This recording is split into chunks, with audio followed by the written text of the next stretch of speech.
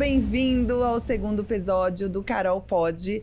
E, gente, eu tô super feliz. Eu estou aqui hoje com a Luísa Rezende, minha amiga. Tão jovem, mas minha amiga, né, Luísa? Muito amigas, o Beat nos uniu. Seja muito bem-vinda. Tô muito Obrigada. feliz com a sua presença aqui no Carol Pod.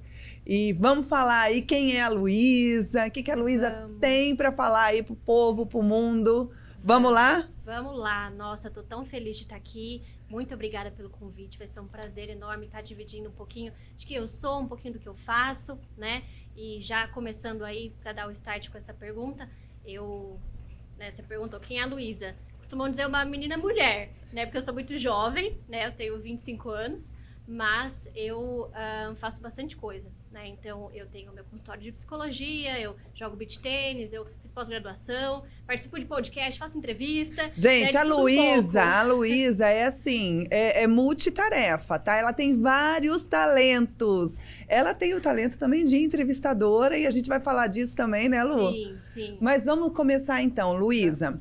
Sua principal atividade é psicologia, você tem consultório, atende lá seus pacientes, inclusive muitos do exterior. Sim, tem bastante gente fora também. Conta pra gente como que a Luísa se interessou por esse mundo da psicologia. Nossa, quando eu falo, parece que ninguém acredita, mas eu decidi que eu seria psicóloga com 13 anos. Olha isso. Que coisa que você tem em mente com 13 anos? Mulher já decidida, hein? Isso. E assim, eu sou muito assim, o que eu me proponho a fazer, eu vou e faço 100% de coração e alma e tudo. Cheia de atitude. Totalmente. E aí, com 13 anos, o que eu percebi? Que eu era muito observadora. Então, eu não era uma pessoa que falava tanto, por mais que não pareça. Mas eu não era a que falava, eu era mais a que ouvia, a que observava. E aí, eu tinha muita curiosidade do tipo, por que as pessoas fazem isso? Por que elas se comportam dessa maneira, né? Por que essa pessoa se sente assim? Por que ela faz isso, né? Então, eu sempre fui muito curiosa nesse sentido, por pessoas, né? E aí, eu sabia também, aí o tempo foi passando um pouco, eu sabia que eu queria ajudar as pessoas de alguma forma. Eu não sabia se isso ia ser através da nutrição, né? Da alimentação das pessoas, se isso ia ser através do corpo das pessoas, como fisioterapia, fono também, que eu cheguei a prestar, ou se seria através da psicologia. Mas como a psicologia tinha mais a ver com o comportamento humano, eu falei, eu acho que a psicologia está unindo bastante os meus valores e o que eu queria.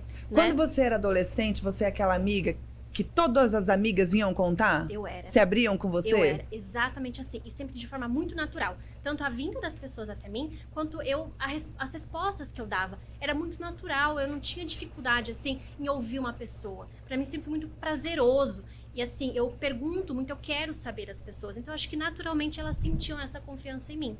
Ô Lu, e hoje as pessoas mais querem falar do que ouvir, né? Muito. Hoje muito. não, acho que isso já é de sempre. Porque as pessoas precisam ser ouvidas, né? O ser humano é um ser humano social, a gente precisa do contato com as pessoas, né? Você já tinha, então, esse talento de ouvir? Já, assim, pra mim sempre foi muito natural. Aí, com 13 anos, você chegou pro seu pai e pra sua mãe, você é psicóloga. Foi, eu comentava, mas eles, não sei, muito criança ainda, tem muita coisa pra fazer. Mas aí eu cheguei a fazer um teste vocacional na época da escola, eu coloquei que eu queria ser psicóloga, e aí uma das coisas que deu resultado foi psicóloga, mas foi também parte de comércio exterior. E aí eu falei, nossa, será que eu devo ir para a empresa? Será que eu devo fazer essa parte? Meu pai, na época, estava trabalhando com isso, então eu sabia um pouco, tinha um pouco de noção. Falei, pode ser uma possibilidade. Mas aí não era tanto pessoas, eu queria gente. Eu queria estar com pessoas. Ô Lu, e que momento que a pessoa, nós, seres humanos, procuramos a psicóloga? Tá. Ou fazer um tratamento com terapia? Normalmente as pessoas estão com algum problema, estão se sentindo incomodadas, estão com alguma angústia, ou hoje já existe uma consciência e todo mundo acha que pessoas evoluídas fazem terapia e já procuram assim apenas para se autoconhecer. Como é que é isso? Eu acho que assim, muito a gente fala que todo mundo deveria fazer terapia. Sim. É verdade? Isso é uma verdade? Eu acho que assim, todo mundo que tem alguma questão. Quem não tem, quem são, sei lá, são pessoas emocionalmente estáveis, têm certa inteligência emocional, são pessoas funcionais, né? Não necessariamente precisa, né? A menos que você queira desenvolver alguma habilidade, né? Então, eu acho que eu sou uma pessoa comunicativa, mas eu gostaria de me soltar mais. Por quê? Porque no meu trabalho eu preciso disso, trabalho com gente, com vendas, eu preciso. Ok, né? Mas assim, eu acho que não necessariamente é para todo mundo, é para quem precisa, para quem quer, principalmente para quem quer. Qual é a demanda do seu consultório? o que mais aparece é, hoje em dia, principalmente depois da pandemia, a questão da ansiedade. Né? É a doença do século, né? Muito, não tem jeito, muito. né? E assim, agora eu tenho percebido também uma tendência grande, a ansiedade voltada para o ambiente de trabalho. Tá? Então, o que a gente fala de burnout hoje em dia, mas na verdade a gente não tem necessariamente um diagnóstico de burnout, né? Acho até legal falar isso, porque se a gente fosse ter um diagnóstico de ansiedade para cada contexto, então, para relacionamento, para família, a gente ia ter uma infinidade de ansiedades, né? Então, o burnout ele vem mais para justificar, mas falando assim, em forma de conteúdo, mesmo a gente não tem especificamente, tá? Mas a ansiedade, muito, e relacionamento.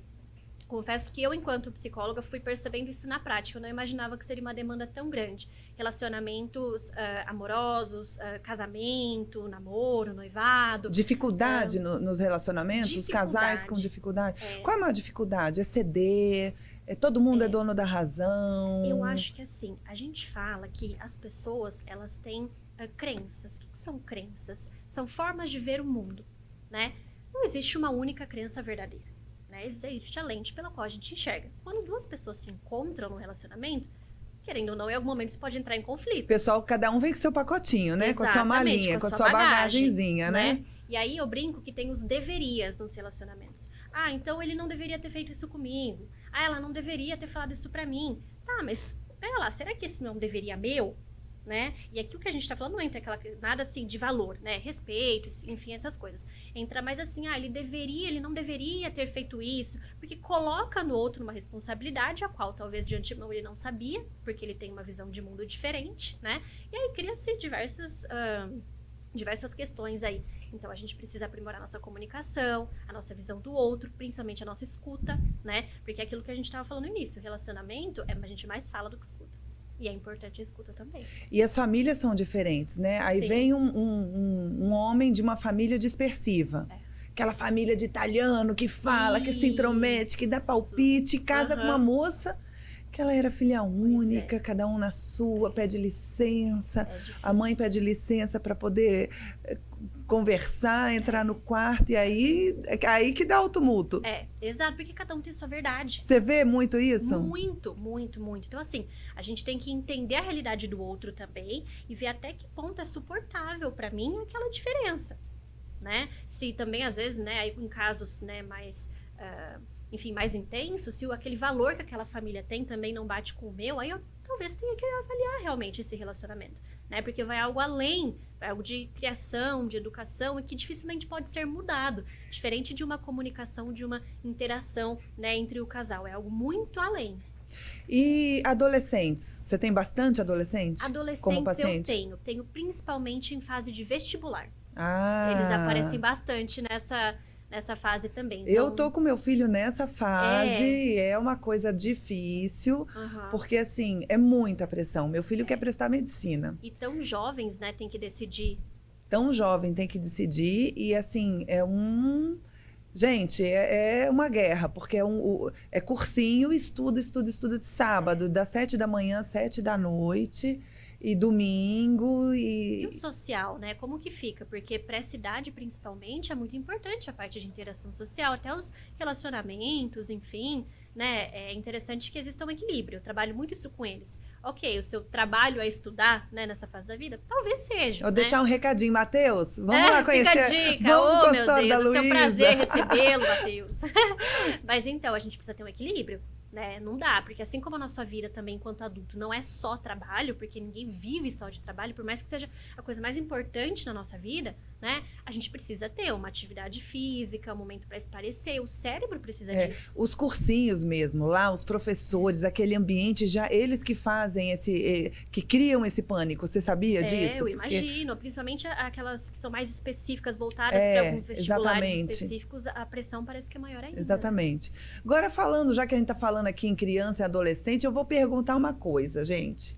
Tudo é culpa da mãe? Tudo é culpa da mãe? Olha só, essa é uma dúvida muito grande. Eu vou te contar um né? caso. Quando meu filho era pequeno, ele tinha medo escuro. Tinha muito medo escuro. Tinha que dormir sempre com um abajurzinho. E eu adoro dormir no escurão. Não pode ter aquela luzinha do ar-condicionado, não pode ter. E aí, gente, esse menino com medo de escuro... E passou um tempinho, acho que ele tinha uns 4 anos. Ai, nem me lembro, 5. Levei para psicólogo, olha, ele tem medo escuro. Uhum. E aí ele foi 1 mês, 2 meses, sei lá, eu não me lembro assim, não posso especificar exatamente quantas sessões ele fez. Uhum. Ela chegou um dia para mim e falou assim, olha, seu filho é extremamente saudável, ele é uma criança super feliz, o problema é estar com você. Eu comigo? Ixi, O menino Maria. tem medo escuro, o problema é Ah. meu. Aí fui eu para terapia. Conta aí pro pessoal, o problema é sempre da mãe? Oh, meu Deus. Não, gente, coitada das mães. Elas se esforçam tanto, A gente já né? tem tanta culpa, né? Tem muita coisa. Mas, assim, essa questão, ela vem muito por conta daquela teoria muito antiga da psicologia, né? Aquela visão mais freudiana, né? De que, tudo é oriundo lá na infância, na relação com os pais, na mãe, né? Mas, enfim, essa é uma teoria muito antiga, né? Inclusive, a gente fala que, atualmente, até para a ciência, ela é bastante ultrapassada, né? Claro que, assim, as relações que a gente constrói no início da vida são extremamente significativas, né? Mas, assim, não são necessariamente determinantes, né? A gente fala que as questões psicológicas, elas são multideterminadas. O que isso significa? Tem um fator genético, tem um fator social, um fator cultural e da própria personalidade da pessoa, enfim, né? Então, uma mãe só dificilmente é capaz de criar tudo isso. Pois é. Depois eu fui descobrir que o pai dele, meu marido, também tinha medo escuro quando era criança. Olha o componente genético em ação. Exatamente aí. Você falou e eu lembrei disso. Olha só que interessante. Mas assim, anos depois que ele falou, não, eu também tinha medo de escuro. Mas aí... Não é incomum, não. Ainda bem, gente, que eu não carreguei essa culpa pra mim, não. Falei sempre, se essa psicóloga aí tá doida. Às vezes assim, pode ter alguma... sei lá, algo que ela observou, que pode ter influenciado, mas assim, é importante que a gente diga, né? Que a gente oriente. Isso que é tão importante no trabalho infantil enquanto psicólogo. É um trabalho que ele é multidisciplinar. Então a gente trabalha com escola, com os pais, é um trabalho bem difícil, confesso. Tanto que o meu público, ele não é infantil porque demanda uma carga muito maior. Né? Atualmente eu trabalho só com adolescentes, adultos e idosos. Mas é um trabalho, assim, muito mais amplo e extremamente importante. Agora, Lu, você falou no seu Instagram um dia desses, que eu adorei aquele rios que você falou. Porque tá na moda também, pessoal, esse negócio de mãe narcisa. É mãe muito. narcisa, homem narciso? E aí a Luísa... Os narcisistas. E a Luísa fez um rios que... Foi. Acho que até viralizou aquele rios, super legal, né? Foi. Falando, gente, não existe mãe narcisista, não existe pai narcisista, existe pessoa, é pessoa. Exatamente. E tá na moda essa história, né? Exatamente. Descobriram agora o narcisista? Como que é? Fala aí. Eu acho que estão falando mais sobre isso. Tá. E quando eu fiz esse vídeo foi porque nas mídias começaram a aparecer mais pessoas, figuras públicas, né, falando sobre isso. Teve o caso da menina, né? Isso, da Larissa Manoela, isso. se não me engano, enfim. Aí Larissa Manoela, anota aqui, ó, anota aqui a doutora. Fica a dica. Doutora Luísa Rezende. Mas aí foi exatamente isso que aconteceu. Começou a pipocar e eu comecei a ver um monte de gente falando, colocando informação.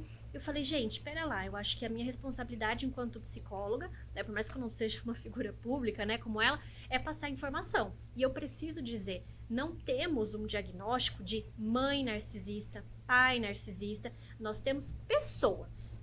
A gente não sabe se essa pessoa exerce o papel de mãe, de pai, de chefe, de qualquer coisa. São pessoas. Então ela foi, essa pessoa, se ela é hoje uma mãe, ela foi uma criança narcisista, uma adolescente narcisista, e se virou uma mãe narcisista? Não. Na verdade, não. Porque como o narcisismo ele é um transtorno de personalidade, e a nossa personalidade leva um tempo para ela ser cristalizada, ser moldada, a gente não fala em narcisismo infantil. Tá? Entendi. Então, conforme foi se desenvolvendo a personalidade, aí de novo, com a predisposição genética, né, com a questão contexto social, de vida, cultural, contexto de vida, educação, tudo isso faz com que, né, se concretize depois futuramente, né, da adolescência para frente, uma pessoa narcisista. Isso tem cura? Não, tem tratamento. Tem. A gente, em transtornos mentais, a gente nunca fala em cura, a gente fala somente em tratamento. Só que é muito difícil, porque como a pessoa é narcisista, ela jamais vai acreditar que ela precisa, né, ela é perfeita, né, uma pessoa zero defeitos, ela não precisa, ela não tem problema nenhum, ela é totalmente autossuficiente e ela acredita nisso. Aí todo mundo tem que se tratar para conviver. E aí que é o problema. E eu atendo muitas pessoas, familiares, né, de pessoas narcisistas, e é um desafio muito grande, é muito sofrido, porque existe toda o envolvimento, né, que essa personalidade faz com os demais ao redor. É bem difícil, é muito sofrido. Agora vamos sair um pouquinho dessa área técnica? Vamos. E assim, quando eu conheci a Luísa, a gente se conheceu tem o quê? Um ano, mais ou menos, né? Talvez nem isso. E eu achava muito interessante, porque é um grupo de pessoas, a gente tem um grupo de pessoas, amigos, assim. E a Luísa é a mascotinha. É verdade. E eu, gente, essa menina daqui a pouco ela vai cansar de estar aqui no meio. Ela não vai aguentar. O que essa menina quer fazer no meio da gente, né, João? Gente, o pai da Luísa tá aqui. Meu pai sempre me acompanha nas entrevistas. Maior paizão, eles são sempre parceiros, jogam juntos, né? Sim. E essa menina daqui a pouco vai cansar. Que ela continua. Gente, e que gracinha, interage com qualquer faixa etária, com qualquer gênero, estado civil. Sim. Super bacana. E aí, assim, fui conhecendo a Luísa aos poucos, ela me chamou para ser dupla dela uma vez num torneio. E aí, assim, a gente foi se conhecendo e eu vi ela tão novinha. Agora ela tá com 25, mas ela não tinha 25. Ela já morava sozinha, mora sozinha, dona do próprio nariz, dona do próprio dinheiro, viaja, vai pro exterior, cuida da vida dela. Como é que é isso? Como que você já conseguiu, com 25 anos hoje, mas quando eu te conheci você não tinha 25, tinha 23, 24, acho. Já ter uma vida assim, já morar sozinha, já se bancar, como é que é? Nossa, é muita coisa, né? A hora que a gente para pra pensar, você fala, não é possível. Mas, gente, é possível. Porque hoje as pessoas estão demorando mais pra sair da casa-mãe. Tá tendo um movimento diferente, né? Mas eu acho que assim, no meu caso, juntou um pouco de tudo. Juntou um pouco da minha educação, porque os meus pais sempre me influenciaram a ser muito independente, até na escolha da minha profissão. Eu sempre falo, a minha mãe, ela sempre falou, Luísa, eu quero que você tenha uma profissão na qual você possa ser independente, né? E eu vi isso na psicologia também, isso lá com 13 anos, também. Daí eu pensei alguma coisa que fosse depender exclusivamente de mim, ou na maior parte, né, de mim. Então eu sempre busquei muito isso. Fora minha personalidade também, eu sempre fui muito assim, ansiosa, né? Mas uma ansiosa pro bem, assim, para buscar as minhas coisas, para fazer acontecer, para eu dar conta daquilo que eu queria, né? Então, assim, sempre foi realmente nesse caminho. Você se formou e já encheu o consultório? Como foi? Foi assim, para mim sempre teve essa coisa, eu quero seguir tudo certinho. Então, eu quero me formar, eu quero entrar na faculdade X, eu quero começar a trabalhar, sempre assim, né? E aí eu entrei na faculdade com 17, que eu sou adiantada, né? Tenho isso também, no colégio eu sou adiantada. E eu me formei com 22. Aí, só que um tempo eu fui para psicologia organizacional, eu trabalhei em RH. Falei, não, o trabalho é uma das coisas mais importantes para as pessoas. Então eu quero que elas sejam felizes no trabalho, né? Tá. Então eu fui para essa área de recursos humanos, só que eu senti pouco espaço, pelo menos na época em que eu comecei, eu senti que tinha pouco espaço para falar sobre a saúde mental, a saúde física das pessoas no ambiente de trabalho. E aí eu me frustrei um pouco. Acabei dando um passo para trás e fui para a clínica, fiquei 100% na clínica. No início eu não tinha um espaço próprio, não tinha as minhas coisas, então eu alugava um espacinho, era uma salinha de coworking, então eu dividia com executivos, né, pessoas do ramo judiciário, tudo assim, junto ali. Mas eu alugava por hora a salinha, ia lá com o paciente uma vez na semana e tal. E assim, foi indo. Aí eu fiz cartãozinho, né? Fui deixando nos lugares, aí aparecia uma pessoa, aparecia outra, até o momento que já não tinha mais horário disponível. Você foi enchendo assim? Fui. Uma pessoa vai indicando a outra, deixa o cartãozinho num lugar, deixa no outro. Exato. Foi enchendo a agenda.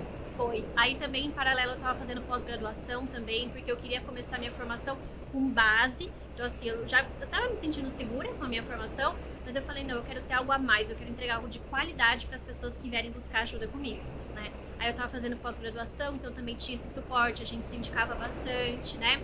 Tava também explodindo bastante a terapia online por conta da pandemia. Então foi um momento, assim, de muita busca. Então, assim, posso dizer que foi um movimento, assim, relativamente rápido, né? Mas eu acho que foi um pouco de tudo, você vê, do momento... O Instagram te ajudou? A internet te ajudou? Ajudou. O Instagram eu comecei, assim, durante a faculdade, bem tranquilinha, postando coisas que eu tava estudando, coisas que eu tava aprendendo, né? Nada muito profissional. E aí, conforme eu fui abrindo a agenda, eu começava a compartilhar coisas da minha pós, coisas da faculdade também, né? Enfim, coisas mais específicas sobre atendimento. E aí as pessoas foram curtindo, foram gostando. E hoje, a maioria das pessoas que vêm até mim fala, eu te vi no Instagram, eu gostei do jeito que você fala, né? Você falou de tal coisa, eu me identifiquei. Então, pra mim, isso é muito assim, me sinto muito realizada, sabe? A Luísa faz terapia? Faço terapia, faço terapia também. Tanto por questões pessoais, que a gente fala, né? Acha que psicólogo é autossuficiente, né? Eu falo, gente, eu trabalho às vezes falando todos os dias com as pessoas. Só ouvindo o problema, né? Só ouvindo, mas às vezes eu tô com o mesmo problema. E a hora que eu vou dizer pra mim, eu falo, gente, eu falei isso pro paciente hoje, né? Então, pra você ver, a gente não tem às vezes esse discernimento, ainda que a gente trabalhe com isso todo dia. Então, a gente precisa também de alguém que possa nos ouvir. E fala um pouquinho da Luísa entrevistadora. Entrevistadora. E essa é uma parte, né, que poucas pessoas sabem. Você descobriu agora esse talento? Não. Se eu falar pra você que eu sempre gostei, depois meu pai pode até falar.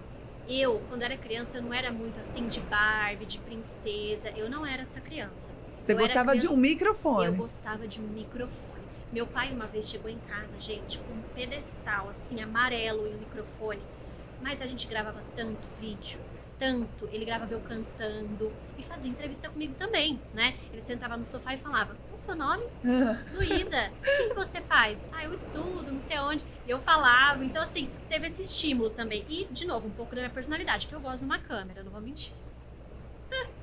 Você se sente à vontade. Eu gosto. E tem gente que trava, né? O pessoal trava. Você se solta. É, assim, na verdade eu ainda teve uma outra coisa que eu acho que ajudou. Eu estudei muito línguas enquanto era, né, criança, adolescente e tudo mais, porque a escola que eu estudei tinha inglês, alemão, português, espanhol e até mandarim, mas mandarim era opcional, né? Então a gente era muito incentivado, né, a fazer apresentações, então eu apresentava em todas as línguas, a gente se enrolava.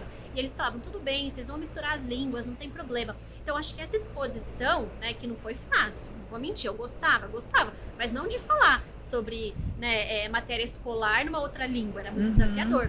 Mas eu acho que essa exposição, ela foi fazendo com que eu me sentisse um pouco mais segura, né, e fizesse o que a gente chama na psicologia de sensibilização sistemática. A gente vai aos poucos fazendo aquilo, se expondo, até que a gente se sente confortável. E aí, é daqui pro mundo. Pois é, agora tá aparecendo algumas oportunidades, convite, né? Enfim, quem sabe a gente consegue fazer um paralelo, né? Eu tô super à disposição. Já tá em podcast. Esse é o primeiro podcast? Assim, é o primeiro podcast. Entrevista eu já dei algumas, mas o podcast é meu primeiro. Vou adorar, gente. Esse momento vai ficar eternizado na minha memória, com certeza. Quando você viu, o que é isso que a Carol tá inventando aqui? Que história é essa de podcast? O que você pensou? Eu adorei. Eu falei, que ideia genial, gente. A gente precisava de algo assim, né? De algo descontraído, leve, que fosse uma conversa e que pudesse incluir telespectadores também. Vou esperar você aqui pra gente falar de outros assuntos. Ai, eu vou adorar. Agora a gente tem aquele momento. Adorei conversar com você. Adorei essas histórias aí de explicar direitinho pra gente sobre narcisismo, sobre que nem tudo é culpa da mãe. Que bom que agora já tá ultrapassada essa história, né? Porque a mãe por si só já carrega uma culpa. É muita coisa. Então, aí chega um profissional e fala que a criança tá com problema por sua culpa, é chato. Mas agora a gente tem um momento aqui. Vamos usar aquelas lá, ó. Olha, gente, que chique! Não, vamos ver essa daí mesmo, que já tá aí.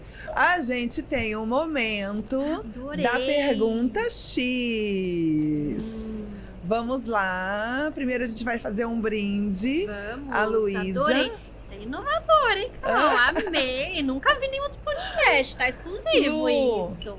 Vamos fazer um brinde. Vamos. Mas a gente vai ter, tá? É isso aí. A gente vai ter patrocínio. Lu, brinde. Tchim, tchim, muito obrigada. A você. Sucesso. Vamos fazer a pergunta X agora.